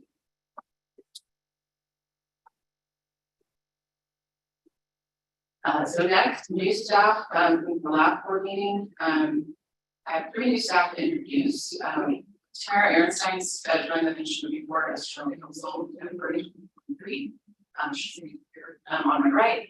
She previously worked as deputy counsel for the Sunset Advisory Commission, where she provided counsel to staff and the commission in addition to conducting reviews of state agencies, numerous state agencies. Tara also served as assistant general counsel for the Texas Higher Education Coordinating Board, where she focused on open government, rulemaking, and contracting. She received a JD from Emory Law School and a from College of Florida. Even though she's been on board since February, it's still her board meeting, so she had to be one of these. Next we have Jasmine Lewis. She's our new research specialist. She started with us on June 1st.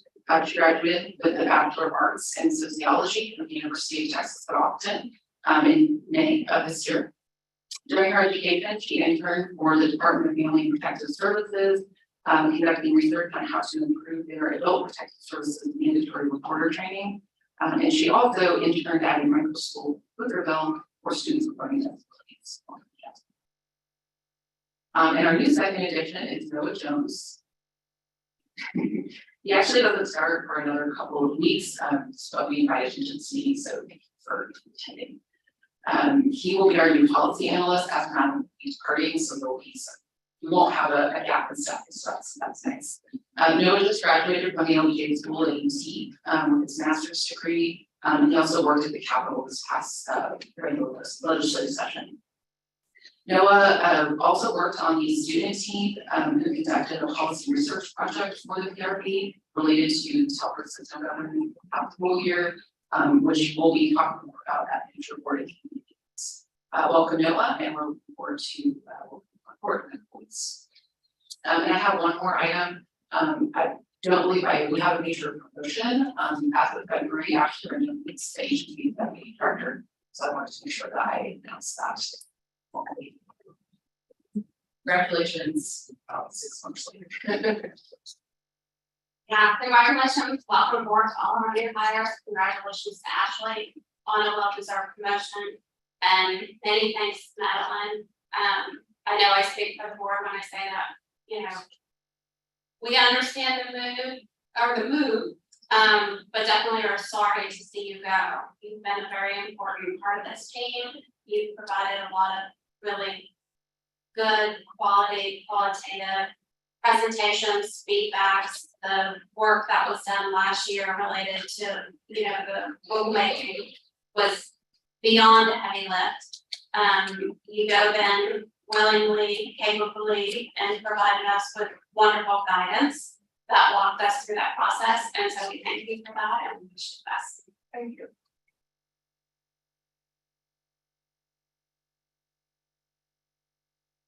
The last 2 parts of my report will be items 9D and 9E, conference updates.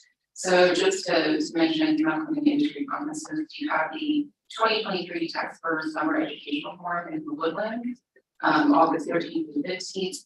PRB staff will be attending this conference. Will be happening. If any board members are interested in attending, please let us know and we will take for the arrangements. Then later this year, October 1st to the 3rd, will be the Health Right Annual Conference in Corpus Christi. Again, we will have some staff attend and are working organizers on presenting at that conference. Again, if any board members are interested in attending, please let us know. That does conclude item 9 on the agenda.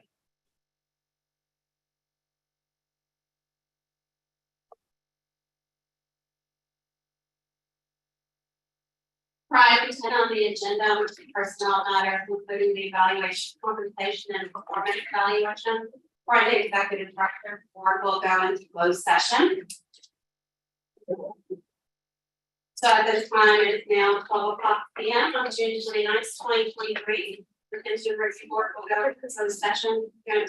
Government Code Section 551.074 to discuss personnel matter under agenda item 10. At this time, the board requests that all non-board members leave the room, with the exception of Lindsay Seymour, Wes Allen, and Mayor Aeropine. Attendees via Zoom will be moved to a breakout room during the closed session, and we will let you.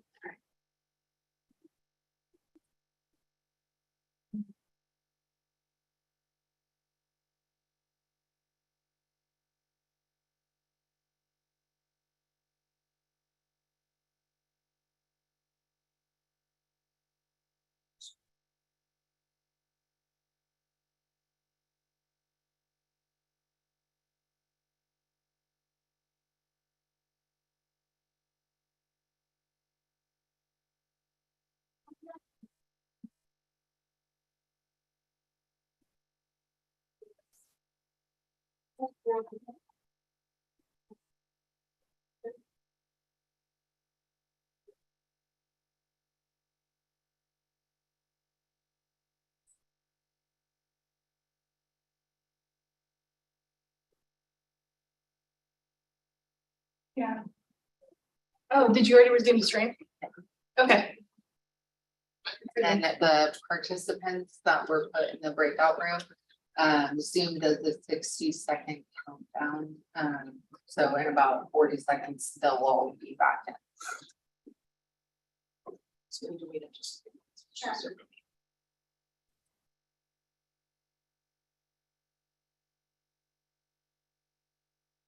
So they're back in.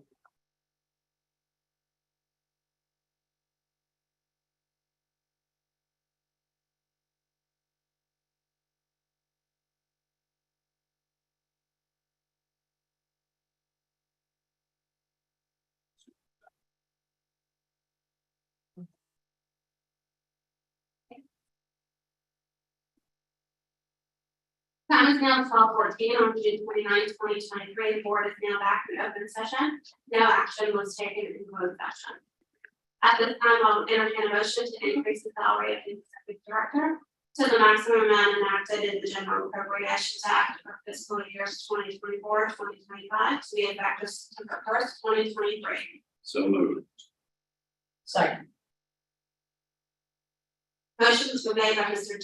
Zook and seconded by Mr. Dash to increase the salary of the executive director to the maximum amount enacted in the General Appropriations Act for fiscal years 2024-2025, effective September 1, 2023. Any discussion from the board? Doing a great job. Keep it up.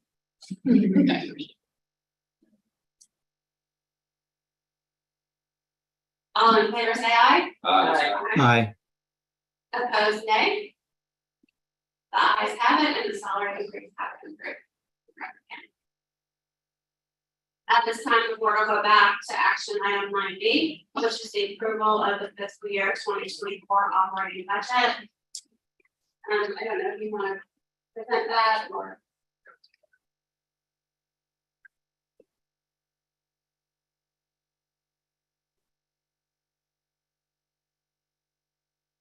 I know we get an additional. Yeah. Yeah, so the fiscal year 2024 operating budget is based on our provisions just enacted at a legislature's house regular session. So it's routine for the board to approve the operating budget before the beginning of each fiscal year. So that's what this item is about. So at this time, I'll entertain a motion to adopt the fiscal year 2024 operating budget as presented. So moved. Second. Motion has been made by Mr. Reese, seconded by Mrs. Dutch to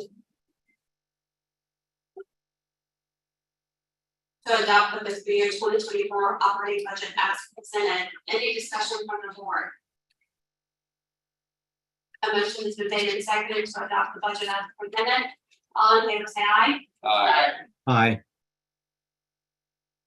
The ayes, all opposed, nay.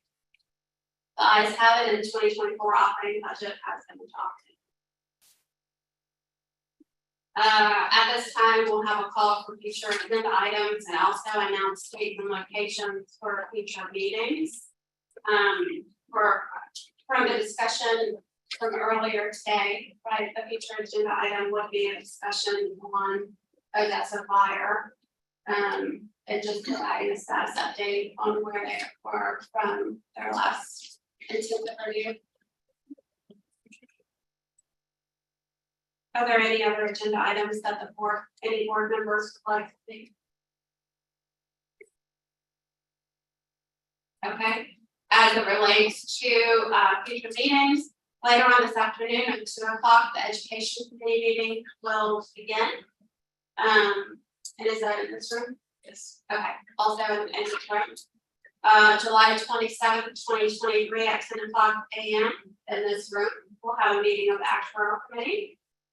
The next pension review board, the meeting of the whole board will take place September 21st, 2023, 10 o'clock a.m. at a location to be determined.